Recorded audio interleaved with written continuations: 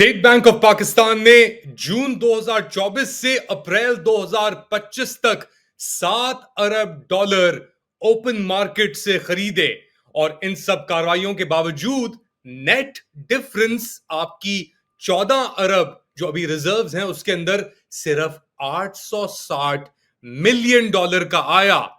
क्या वजूहात हैं इसकी? इसके साथ साथ पाकिस्तानी स्पाई एजेंसी आईएसआई का दबाव फॉरेक्स मार्केट के ऊपर डॉलर की कीमत कंट्रोल करने के लिए और आर्मी चीफ की मुलाकात के बाद यह सब कुछ हो रहा है। बिजनेस कम्युनिटी की तनकीद शहबाज शरीफ हुकूमत के ऊपर। इन सब मामलात के ऊपर, इश्यूज के ऊपर बात करने के लिए हमें ज्वाइन कर रहे हैं पाकिस्तान से doctor Shoaib Ahmed, developmental economist हैं ये। स्ट्रेट अप पहले तो ये बताएं कि 7 अरब डॉलर अप्रैल से जुलाई तक आपने खर्च किए, 800 मिलियन नॉमिनल इंक्रीज अपने रिजर्व्स में करने के लिए। How does this make sense? जी बहुत शुक्रिया अली मुस्तफ़ा, आपने मौका दिया इस मौके पे बात करने का। मैं आपको ना वेरी क्विकली दो बातें बड़ी इंपॉर्टेंट है शुरू में बताना चाहूँगा।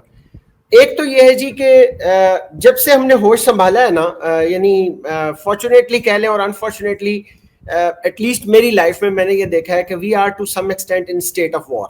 ठीक है जी, हमेशा से ना हम हालत जंग में हैं। अब चाहे वो इकोनॉमी की जंग है या वो हिंदुस्तान के साथ है या किसी और महाज पे हमारी जंग है। अच्छा, अब इस जंग का अलमिया क्या होता है? इसका आपने पढ़ा होगा, सुना होगा कि the first casualty is truth.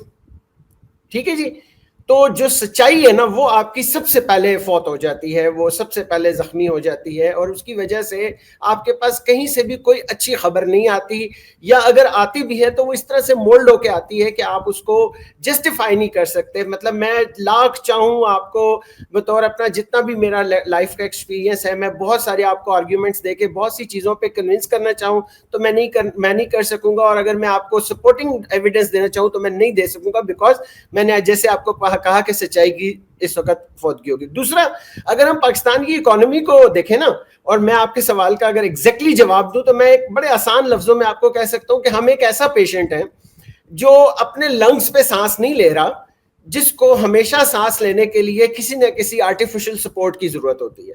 So this could be one of the easiest way to understand Pakistan's economy. हमें हमेशा कोई ना कोई इंजेक्शन चाहिए। आया वो, अगर हम देखें ना 1958 से ऑनवर्ड देख ले कि हमने कितने विजिट किए आईएमएफ को। आईएमएफ का बेल आउट पैकेज हो, हमारे दोस्तों के वो पैसे हो जो हमारे पास वो रखवा के थोड़ा सा हमें सहारा दे देते हैं, या कोई और ऐसा कोई शॉर्टकट हो। हमने अभी तक ये कोशिश ही नहीं की कि हम वो इंफ्रास्ट्रक्चर, वो सिस्टम डेवलप करें कि जिससे हम सेल्फ सस्टेन हो सकें, सेल्फ सपोर्ट, हमारे अपने लंग्स काम करना शुरू कर दें। तो जून 2024 से ये कार्रवाई शुरू हुई और 700 मिलियन 800 मिलियन ओपन मार्केट से आपने अपने पैसे करेंसी लेना शुरू की। आपके पास अभी 14.4 अरब डॉलर अपने एक्सचेंज में रिजर्व्स में पड़े हुए हैं, मगर इसके अंदर से लगता है कि ज्यादातर जो हैं वो डेट रीपेमेंट है या जो रोल ओवर्स हुए हैं चाइना से और दीगर इंस्टीट्यूशन से फाइनेंशियल। तो ये क्या रहा है? देखिए अली मुस्तफा, मसला पता क्या है, ये कोई इसमें ऐसा वो नहीं है। मैंने ना इसका एक मैं एक जगह गया, उन्होंने कहा कि जी आप देखें, आप लोग जिन लोगों की इकोनॉमिक्स की बेस होती है, आप बड़ी मुश्किल बातें करते हैं, तो हमें ज़रा आसान से तरीके से पाकिस्तान की इकोनॉमी समझा दें, ये क्या कन्फ्यूजन है। तो मैंने कहा यार आप इसकी मिसाल यूँ ले लीजिए कि एक शख्स है जो 100 रुपये कमा रहा है। अब वो 100 रुपये में से कमोबेश, ये मैं थोड़ा सा अगर इसमें पता नहीं कहीं एग्जिरेट ना कर जाऊं, हम कोई 55-56 रुपए, समटाइम्स 57 रुपए हम अपना कर्जा उतार देते हैं। ठीक है जी, उसके बाद चूंकि हमें कुछ एक्सटर्नल और इंटरनल फिजिकल थ्रेट्स हैं, तो हमें अपनी देखभाल के लिए, अपनी हिफाजत के लिए, अगर हम ज्यादा मुनासिब लफ्ज यूज करें तो हमें कोई 22-23 रुपए उसके ऊपर भी खर्च करने पड़ते हैं। अब रह जाते हैं डेवलपमेंट के लिए हमारे पास टोटल 20 रुपए। उसके अंदर हमने पूरे कंट्री भी चलाना है, लोगों को तनख्वाहें भी देनी है, हमारे ऊपर जो एक बहुत बड़ा अनएम्प्लॉयमेंट का जो एक अफरियत खड़ा हुआ है उसको भी देखना है, मैंने अपने बच्चों की हेल्थ भी देखनी है, उनकी एजुकेशन भी देखनी है। उसके लिए मेरे पास सिर्फ टोटल 20 रुपए बचते हैं पूरे इंफ्रास्ट्रक्चर के लिए। تو بیسیکلی یہ جو آپ کا کنسرن ہے وہ اس وجہ سے ہے. پھر آپ یہ دیکھیے نا علی کہ ایک ایسا انوائرمنٹ جس میں صرف 2%, یہ تو میں پوری کنوکشن کے ساتھ کہہ رہا ہوں نا کہ مطلب 2% لوگ جس میں جینوئنلی ٹیکس پے کر رہے ہیں, وہ بھی جینوئنلی کیا پے کر رہے ہیں, ان کے پاس بھی اپنے بہت سارے کھانچے ہیں, اور 98% آپ کا وداؤٹ ٹیکس اکانومی ہے, آپ کیسے سروائیو کریں گے؟ یہ جو پورا سلسلہ یہ تو خیر بہت عرصے سے چل رہا ہے, مگر حال ہی کے اندر کچھ عرصے پہلے, یعنی کچھ دنوں پہلے کی بات ہے یہ, کہ خبر آئی پاکستانی ISI اسپائی ایجنسی نے جو کالی مارکیٹ ہے ڈالر ٹریڈ کی, اس کو کرب کرنے کے لیے فوریکس ایسوسی ایشن سے رابطے کیے اور ان کے اوپر زور ڈالا یا نہیں ڈالا یہ ہمیں نہیں پتا. یہ کیا ہو رہا ہے یہاں پہ فوریکس مارکیٹ کے اندر؟ کیا ایسی چیز ہے جس کو اب آرمی کنٹرول کر سکتی ہے؟ کیا یہ obviously ایک پالیسی, ایک سویلین پالیسی فیلئر تو ہے ہی, مگر پورا نظام ہی اسی طریقے سے نہیں چل رہا کچھ عرصے سے. دیکھیے میں نا ایک اس معاملے میں بھی, میں بلکہ ابھی گزشتہ دنوں میں ایک ٹاک میں تھا, بڑے سینئر آفیسرز وہاں پہ بیٹھے ہوئے تھے, تو میں نے انہیں ایک بات یہ کہی, انہوں نے مجھے کہا کہ where do you see the role of armed forces in developing national cohesion اور سم تھنگ لائک دیٹ. تو میں نے کہا this is not their job. Basically ہوتا یہ ہے کہ ہم چونکہ ایز اے اسٹیٹس مین اور ہمارا ان گورننس کا جو انفراسٹرکچر ہے وہ جب کولیپس ہو جاتا ہے, جب وہ کمپرومائزڈ ہو جاتا ہے, میں بڑا کیئرفل ورڈ آپ کو بتا رہا ہوں جو بہت کیلکولیٹڈ ورڈ ہے, کہ ہمارا جو گورننس کا اسٹرکچر ہے نا وہ ہے کمپرومائزڈ, اور اس کمپرومائزڈ اسٹرکچر کی وجہ سے پھر آپ کو کیا کرنا ہوتا ہے, کوئی نہ کوئی ایکسٹرنل سپورٹ لینی پڑتی ہے کہیں نہ کہیں سے, اور وہ ظاہر ہے آپ کے پاس پھر رہ سکے ایک آرم فورسز بچتے ہیں جن کو ہم ہر جگہ فٹ کر دیتے ہیں. ٹھیک, کیونکہ اگر آپ دیکھیں نا ایسا کہیں ہوتا ہے, مطلب مجھے کوئی ایک ایگزامپل کوئی ایسی دنیا سے مل جاتی, میں تو بیٹھ کے بہت سر کھپا بیٹھا ہوں کتابوں میں اور ساری زندگی پڑھتے پڑھاتے ہوئے گزر گئی, مجھے کہیں ایسا انفراسٹرکچر نہیں ملا. میرے نیبر میں آس پاس میرے پاس ایگزامپلز ہیں چھوٹے ملکوں کی, چلیں بڑے ملکوں کی تو ایگزامپل نہ لیں, چھوٹے چھوٹے ملکوں میں بھی ایسا نہیں ہوتا کہ آپ کو ہمیشہ ہر بار اپنے ایک ہی انسٹیٹیوشن کی طرف دیکھنا پڑے. تو یہ گورننس کا ایشو ہے, امپلیمنٹیشن کا ایشو ہے, زیرو ٹالرنس کا ایشو ہے علی مصطفیٰ, اور اس کے علاوہ اس میں کچھ بھی نہیں ہے.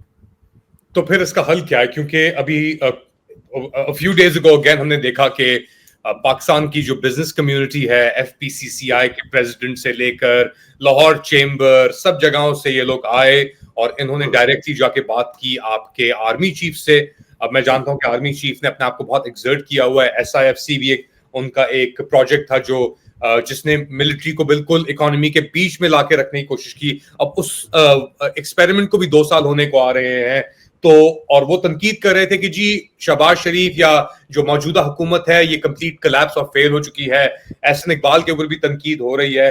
تو نہ 3 میں نہ 13 میں, کیونکہ سورس تو پھر آپ کہہ رہے ہیں نا کہ لوگ سورس کی طرف دیکھ رہے ہیں, اگر وہ سورس خود ہی اپنے آپ کو فرنٹ اینڈ سینٹر پش کرنا چاہ رہی ہے, دھکیلنا چاہ رہی ہے, تو پھر زور زبردستی کی بنیاد کے اوپر, تو پھر کیا اس کا حل کیا ہے؟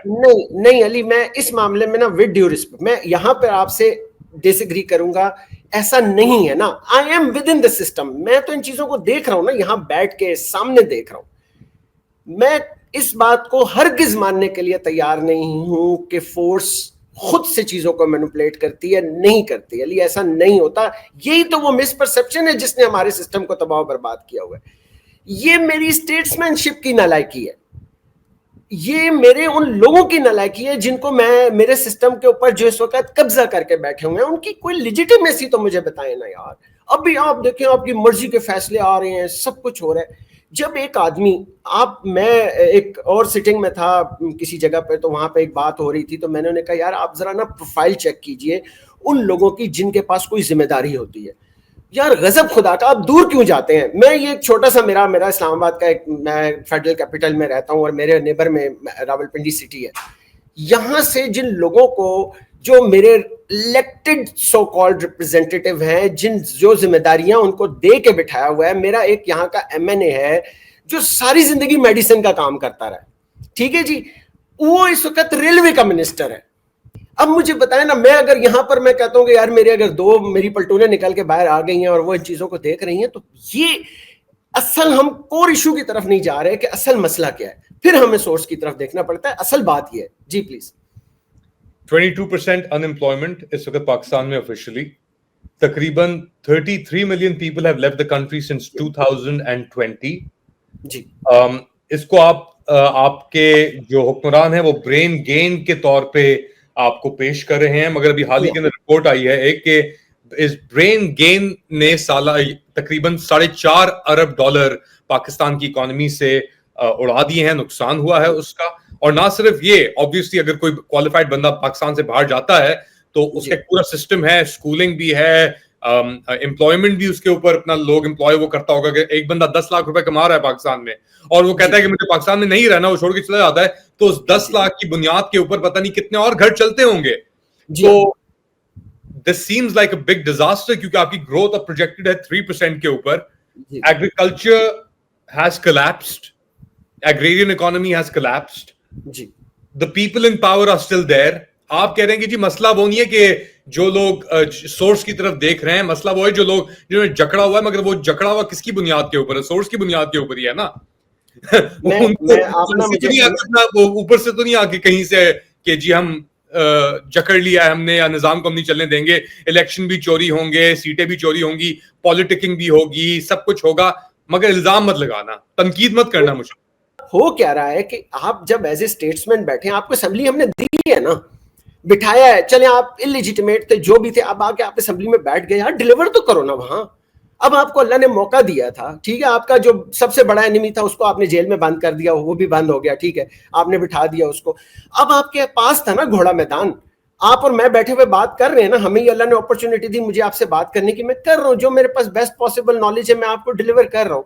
जब आपको एक मौका मिला है, अल्लाह ने आपको एक चांस दिया, तो आप डिलीवर करके दिखाओ, आप लोगों को साबित करो कि जी मेरी अगर इलिजिटिमेसी भी थी तो मैंने उसको लेजिटिमेसी में प्रूफ किया।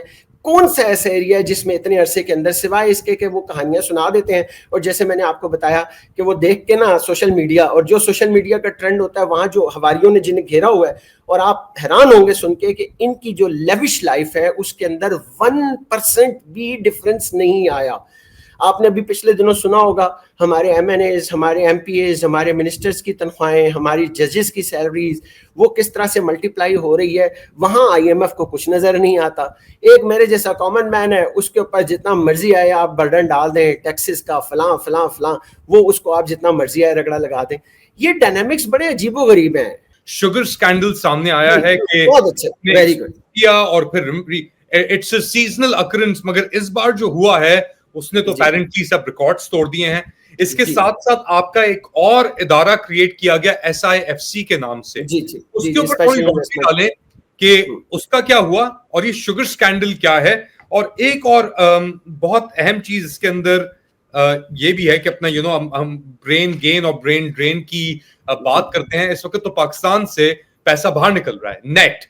अगर देखें आपका जून जुलाई के अंदर NPLC के अपने फिगर्स हैं, अराउंड $40 मिलियन नेट निकला है पाकिस्तान से। पिछले एक साल के अंदर तकरीबन $350 मिलियन पाकिस्तान से निकला है। तो अब बताएंगे इसके ऊपर। लेट्स स्टार्ट विद SIFC, फिर शुगर, एंड देन ये जो पैसा डाके जो डाले जा रहे हैं इसके ऊपर। ये करते हैं इन्वेस्टमेंट, ठीक है।